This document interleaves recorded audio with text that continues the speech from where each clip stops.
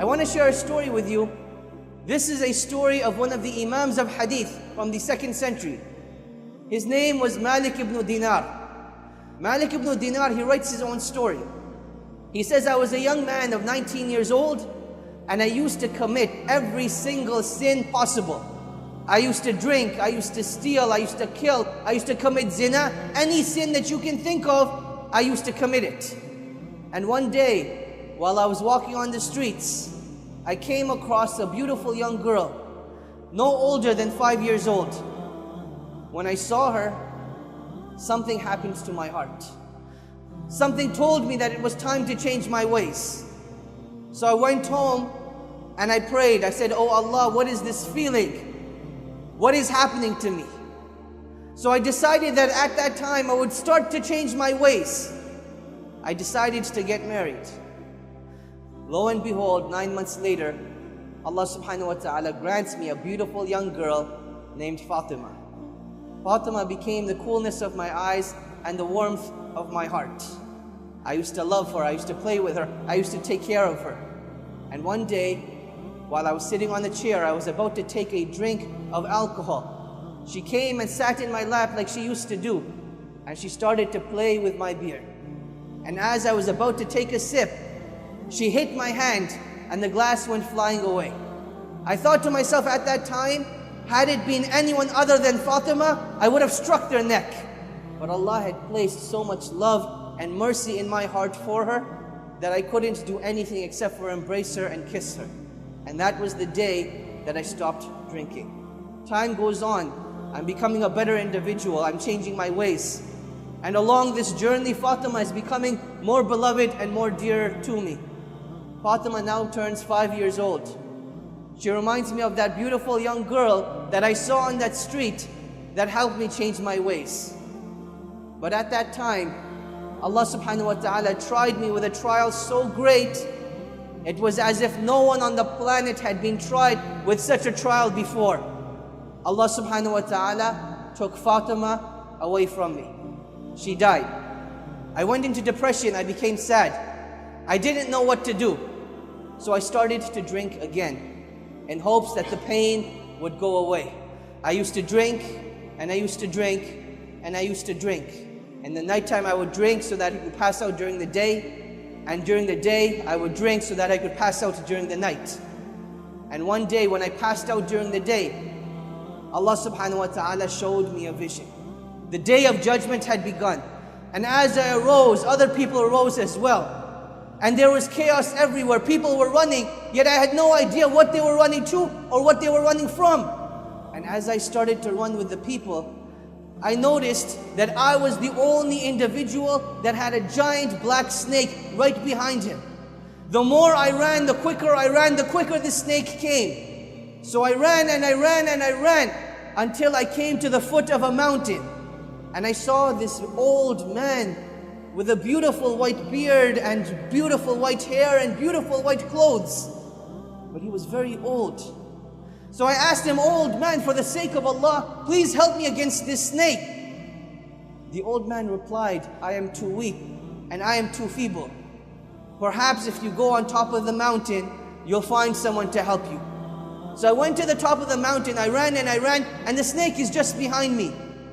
And as I get to the top of the mountain, I look over the valleys and I see the hellfire.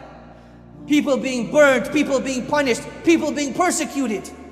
And I knew it wasn't what I wanted. I didn't want to be there. So I ran back down to the mountain and I see the old man again and I scream at him again, old man, for the sake of Allah, please help me. And the old man again replies, I am too weak, I am too feeble. Why don't you run towards the hills? Perhaps you will find someone to help you. So I started running again. I run towards this greenery that I know it doesn't belong there. And as I'm getting closer, I'm starting to hear the playing of children, but I can't make out what they're saying. And as I get closer, I start to make out the words. The children are saying, oh Fatima, go and help your father. Oh Fatima, go and help your father. I think to myself, could it be Fatima, my own beloved daughter, the one that had passed away? And as I get closer, the silhouette of her shape starts to become more clear. And I can make out that it is actually Fatima. And her arms are wide open, waiting for me to come and embrace her. And I get closer, and Fatima takes me in. With her right hand she embraces me, and with the left hand she pushes the snake away. At that time I couldn't make sense of what was going on. Where had I come? What was happening?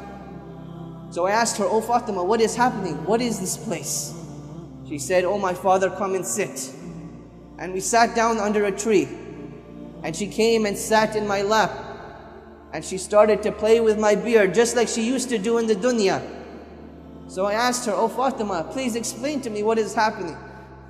She says, "Oh my father, this is the day of judgment.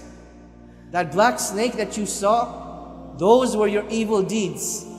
They had become so many, they had become so strong, that if it hadn't been for me, they would have destroyed you today. That old man that you saw in the white clothing with the white beard, with the light on his face, those were your good deeds. They had become so few and so little that they would be no avail to you today. Oh my father, has it not come time for you to change your ways?" She recited a verse from the Quran. She said, "Alam ya'ni lilladhina amanu an takhsha'a qulubuhum bi dhikrillah." That has the time not come for the hearts of the believers to be moved by the remembrance of Allah subhanahu wa ta'ala. At that time, Malik ibn Dinar, he woke up. He wakes up and he hears the adhan of Maghrib going off. He makes wudu and he hurries to the masjid. And as the salah begins, he hears the imam reciting again. أَلَمْ يَأْنِ لِلَّذِينَ آمَنُوا أَن تَخْشَعَ قُلُوبُهُمْ لِذِكْرِ اللَّهِ وَمَا نَزَلَ مِنَ الْحَقِّ وَلَا يَكُونُوا كَالَّذِينَ أُوتُوا الْكِتَابَ مِنْ قَبْلُ فَطَالَ عَلَيْهِمُ الْأَمَدُ فَقَسَتْ قُلُوبُهُمْ وَكَثِيرٌ مِّنْهُمْ فَاسِقُونَ. That has the time not come for the hearts of the believers to be moved by the remembrance of Allah subhanahu wa ta'ala. Malik ibn Dinar, he prayed his salah and he knew that a new life for him was about to begin. And that is what he decided to do. Now I want you to think, the story of Malik ibn Dinar has many other stories of what a great individual he became. One of the leaders of the tabi'een of his time. But how did this individual get to such a state?